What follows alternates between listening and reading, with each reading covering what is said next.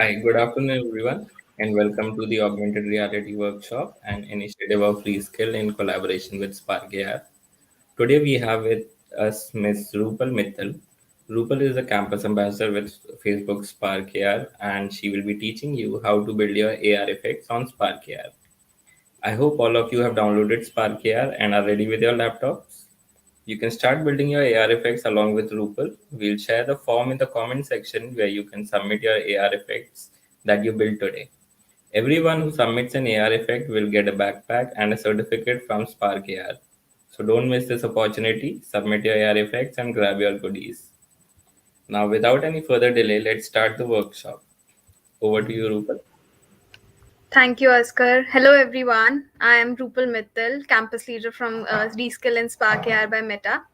As Oscar said, today I'm going to guide you guys on basically how to get started with Spark AR Studio and make your first AR effects. So I'm going to just start by talking about what Spark AR Studio is and what it is used for.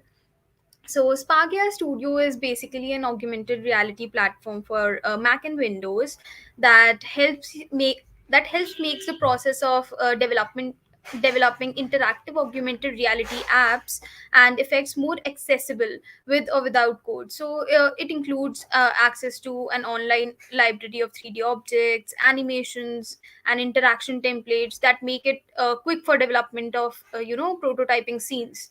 So you can build these filters and or AR effects, I would say, and publish them on Instagram, Facebook, and Messenger to be used by people worldwide. So the tool is very user friendly, and you don't actually require prior coding knowledge to get started with it. But yeah, it has a lot of features and capabilities. So that's just a brief about what the software is. Now, without any further ado, let's get started with the hands-on session. And like Aska said, I'll just reiterate on that I hope that you have Spark AI Studio installed in your systems. But in case you haven't, then we'll just share the link and you can put it on download. In the meanwhile, I'll just share my screen, and you can just as I demonstrate what all features do we have in Spark AI Studio, and how to basically build an effect, so you can just do it side by side as I do. Yeah, so just give me a minute, I'll be sharing my screen.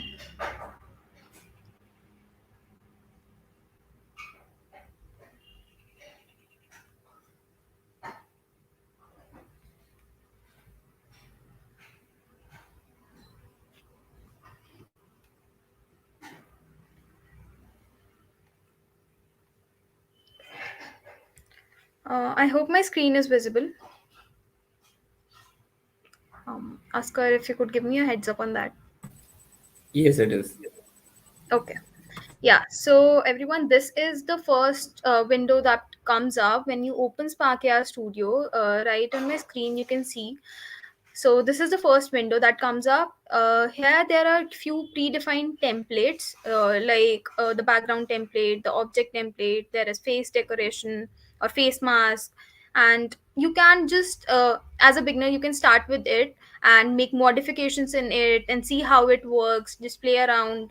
So we'll be starting with a blank project for now, so that I could just make you aware of various features that we have, all the components that we have in a project.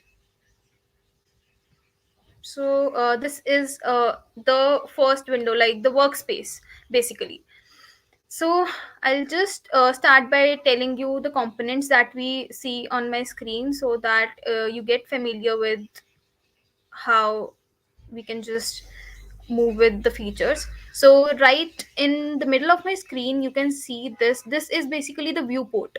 Whatever you add on the scene, this panel just on the the leftmost panel is the scene panel, and the middle one is the viewport.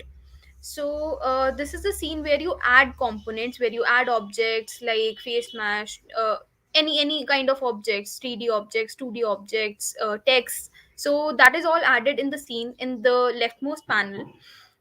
This in the middle is the viewport. The phone like structure right here is the simulator, where you can see how it works on your the device, the mobile device, how it will look on your mobile devices. So this is basically the simulator. On my right side of the screen, the right panel is basically the properties panel.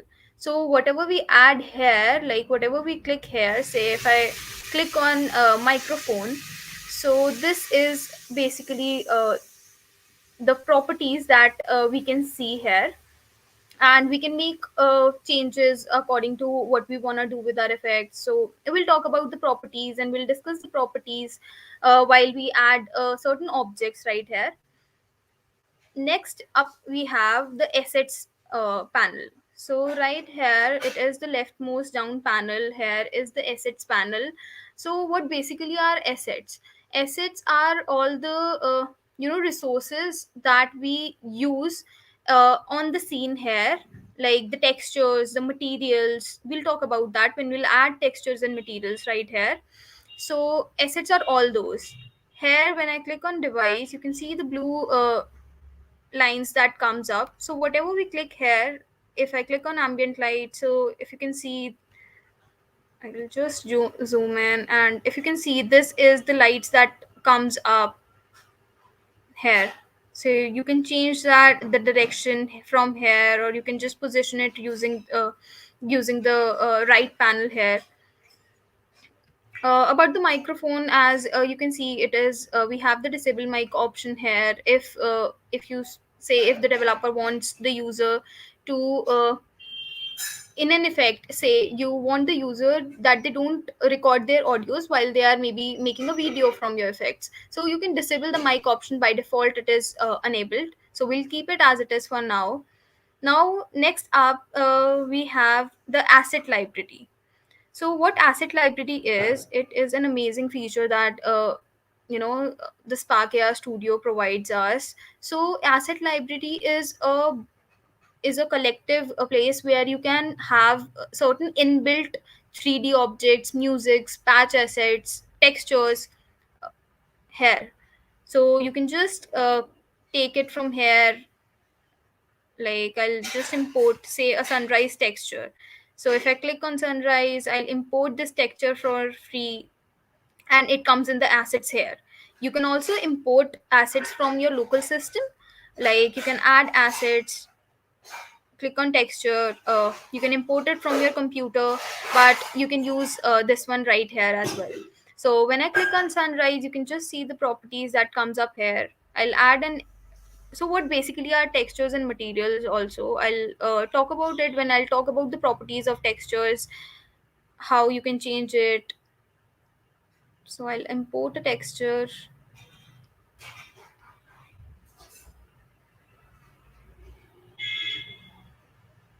Say I'll import this texture. So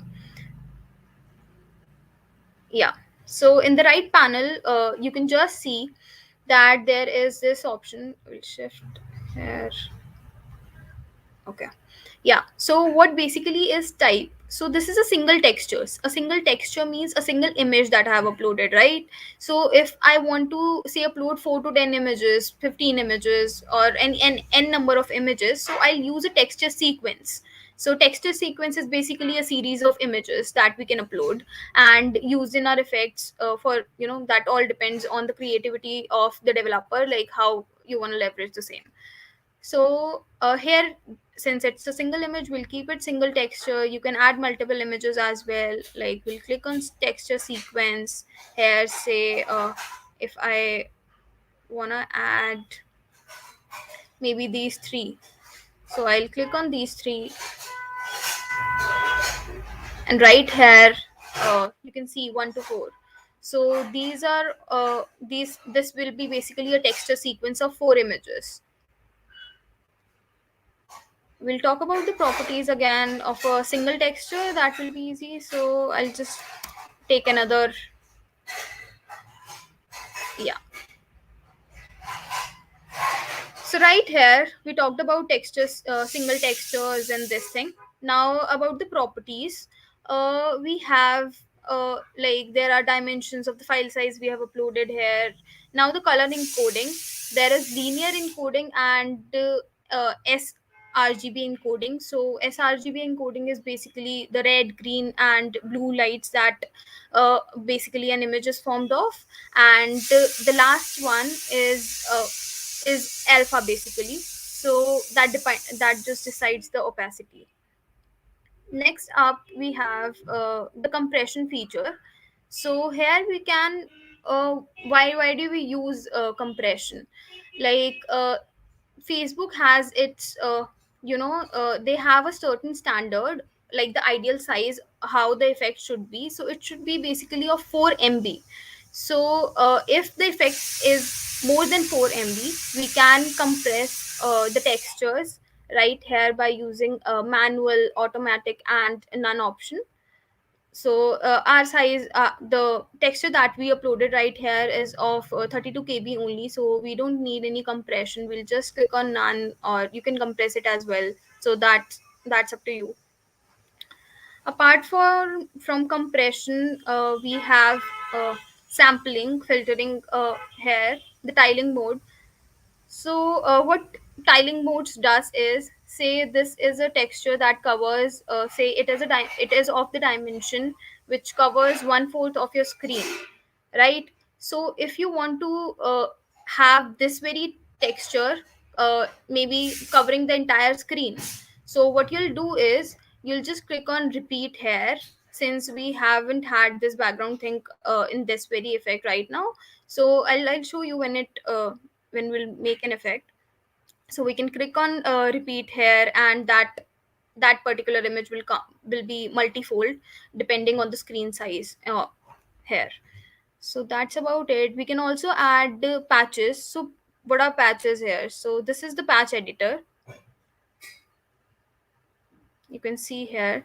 So patches are basically you to used to add logic to your effects. So if I say if I want to add a logic where say I want, maybe if I click on, if when I open my mouth then certain things appears, or if I tap then certain sounds appear. So these are the filters that we all have been using, right, on Instagram and Facebook. So these are the things that we can do using patch editor.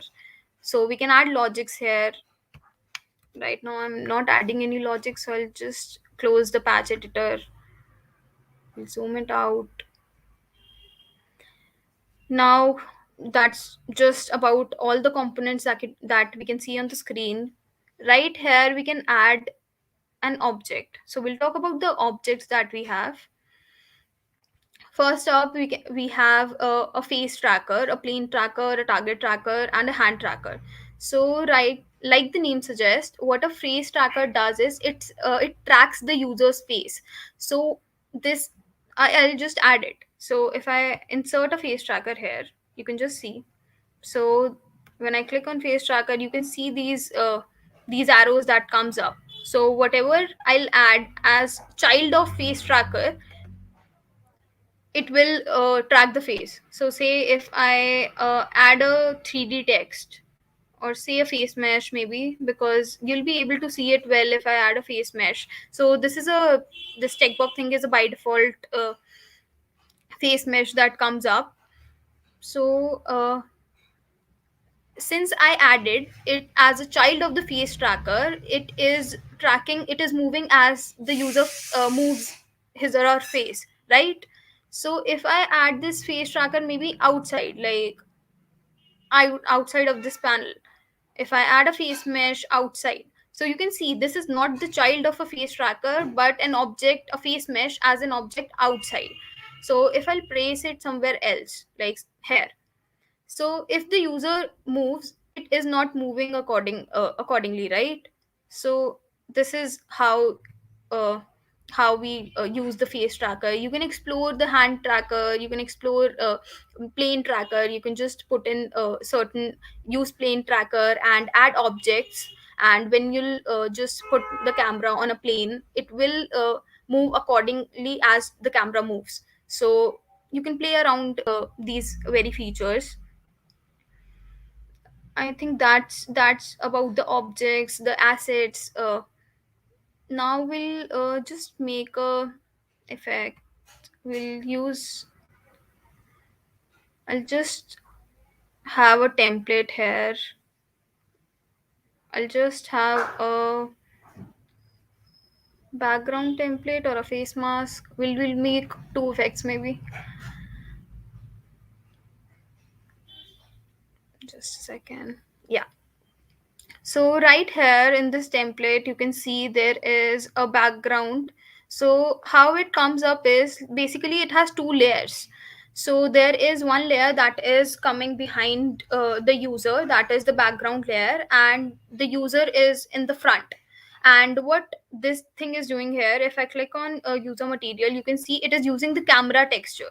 So whatever comes up in front of your camera is coming as the first layer, and whatever is behind, that is the background, is coming as the second layer. That is the background here. So I'll just remove this one.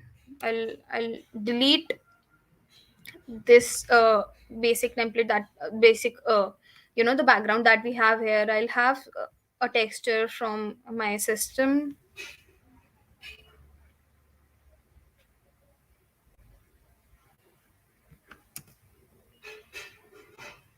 Okay, so I had this texture named BG here. You can just see it is automatically compressed, since it's again of very low size. We don't need any compression for the same. We'll go to the background material. Now what we have to do is we'll just see these properties here. So this is the background material. What material does is it adds details and capabilities to your textures. So if I just choose a texture right from here, say BG, so this on the second layer, which we are using as a background material, this background comes up, the BG texture that we use. So you can change the placing accordingly. If I click here, so you can just see this, we can change its placing from here, but right now it's just covering the entire screen. We're going to keep it as it is. You can change the opacity. So what opacity does is like right here, so you can change the opacity. We'll keep it 100 only. We can have these styling options here. So like I said, since it was already covering the entire screen, but if you want to see just the difference, if I click on maybe 4 by 4, so it is going to just put that very texture in the fourth part. Like, these are the XY coordinates here. So I'll keep it 1 1 for now, so that it covers the entire screen, like the width and height is covered. So that's about this thing. Now we'll maybe add some object, another object, maybe a 3D text we'll add. So we'll insert a 3D text. You can see on the scene, on the left panel. On the left panel, this is a 3D text that we have added, and on the right panel, we can see the properties for the same. So when I click on this thing, we can change the position from here. So we can change the position. We can zoom it out, zoom it in. You can also change the positions via from here, the X, Y, Z coordinates that we have. And just for a little housekeeping, if you have any doubts, just drop it in the comment section. We'll take it after this, after we publish an effect. So I'll take the doubts afterwards, but we'll note it down in the meanwhile. Yeah. So here you can write any text here there.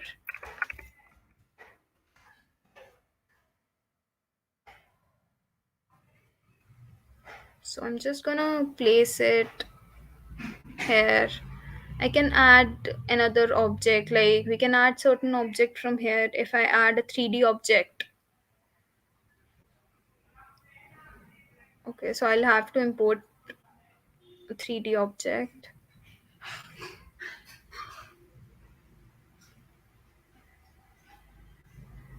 Yeah.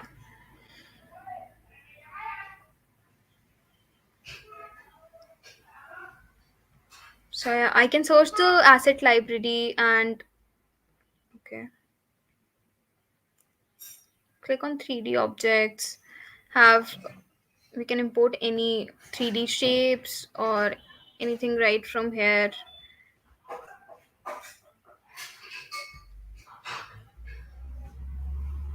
So we're importing it.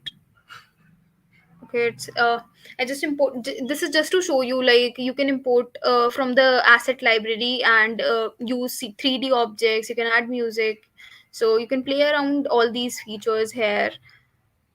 But okay, we'll just keep a background and a text here. Now here we have, you can see in the right panel we have the front material, side material, and the back material. The front material is material 0. So if I want to add maybe a new material, I want to add certain details here. So it is material 1. We'll rename it, just to avoid confusion, to maybe a text mat.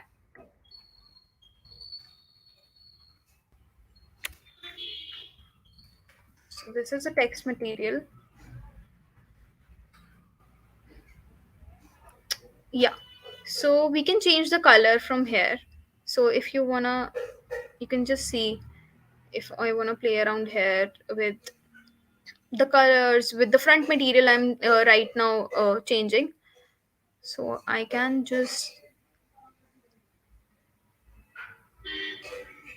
okay, we'll maybe keep it this way.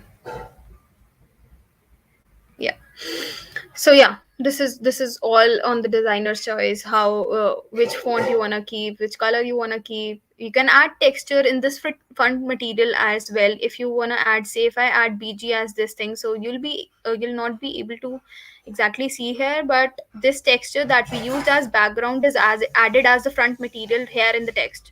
So you can add another as well. You can even add a camera texture, so whatever is appearing on the screen, if you can see, we'll just increase its size so you see what comes up.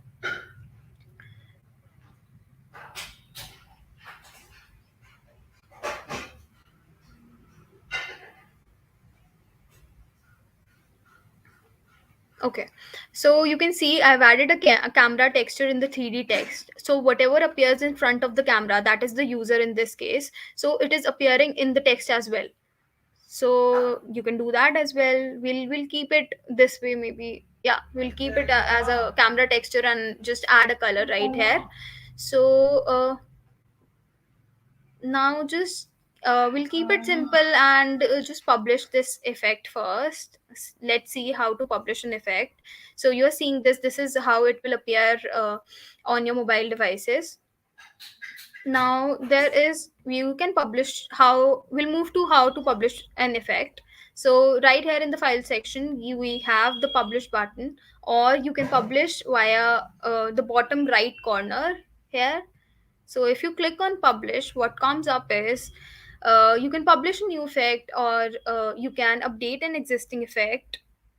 So I am publishing a new effect right here, so I'll keep this option. You can record a demo video.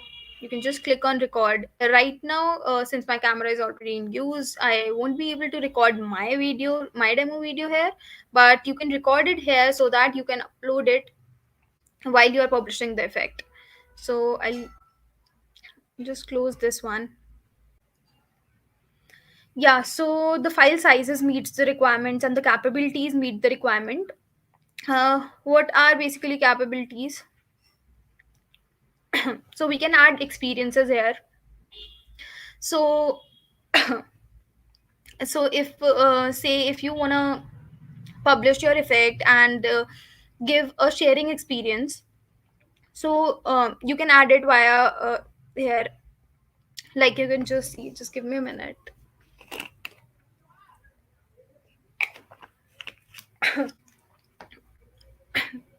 Yeah, so another experience that we have is the video call experience. You can allow the user to use their effect via while they're while they're video calling, or you can just keep it as a sharing experience itself. So right now I'm just going to keep it both. What you can do is, there are two ways. You can either export the file here, or you can directly upload it. If you will directly upload it now, So it will just, the Spark Air Hub will open up in the browser window, but I'm going to do it the other way. I'm going to export this project file. So this is the background. Yeah. So this is the background file. This is the project file that I just exported. Now we'll move to the Spark Air Hub. So right on my screen, if you can see, this is the dashboard that appears up when we open Spark Air Hub. If you want to publish a new effect, we'll go to publish effect section. Say this is a demo effect. You can name your effect as you wish. Like, we'll upload the project file here. So if you might have just clicked on the upload section there, so that project file just directly gets uploaded, and the Spark AR hub opens up in the browser window. So the capabilities are not supported by some devices that it seems, because whatever features you add in your effect now, it is supported by it is maybe not supported by certain older versions or newer versions. So you can see that in the capabilities and experience section that we just moved from. So right here in the platforms, you can publish your effect on all the platforms, or you can choose specific platforms. Like you, if you want to maybe just upload your effect, make the users use it only on Instagram, only on Facebook, or only during the video calling section. So you can choose that from here as well. Right now we'll just talk about what all we need here, and then I'll publish an effect. So you can choose the categories in which your effect lies, maybe for selfies, for sci-fi, or any. I'll just keep it to.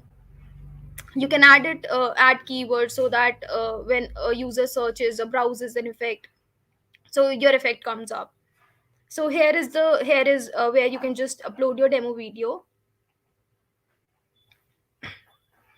So in the icon there is this thing. If you upload an image, this is basically the thumbnail image that comes up. If I click on upload image and maybe just choose this very file only, so the icon is basically the thumbnail image that comes up. So yeah, we are good to go to publish the effect. These are all the things that you require. Just a simple, just make an effect, export the project file, or directly upload it, add a demo video if you wish, like add the icon if you wish. Like, these are like not compulsory stuff, but it makes your effect look nice. You can just add these stuff, and we'll submit it. Okay, for since I didn't have the demo video recorded right now, I'll just maybe publish it on Facebook. You can also publish your effect privately. That is, if you just want that the users you share your effect link with want can use your effect, then you can just publish it privately. Right now, I'm gonna publish this effect privately.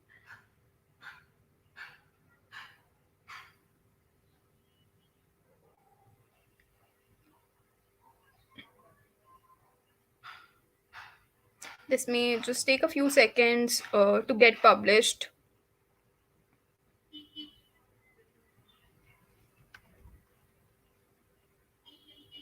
Yeah. So right on my screen, you can see that your effect has been published. The message pops up there. From here, you can have from the share button here, you can have your effect link. It will be copied to the clipboard, so you can just use it to test it on your devices. Maybe send people to use it, and this is like the impressions and opens. How when people will use your effect, this will give you the insights of how it's all going. So you can have your own effect id from here. You can copy your effect id from here. You can test on your device and get the link from here. So these are the two major things that we have: the effect id and the effect link, which you'll get from here. So that's how you publish your AR effects on Spark AR Hub, and make it accessible for users to use on Instagram and Facebook. So that's it from my side. Like, now you can just tell me if there are any queries related to how to publish an effect, or maybe uh, what all we did, how to make an effect. So yeah.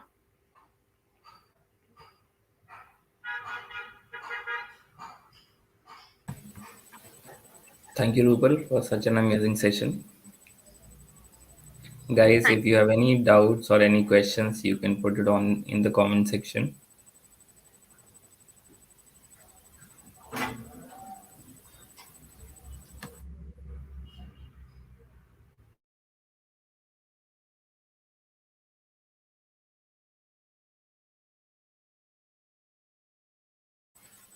I guess no doubts. So thank you, Rupal, once again, and thank you everyone for joining.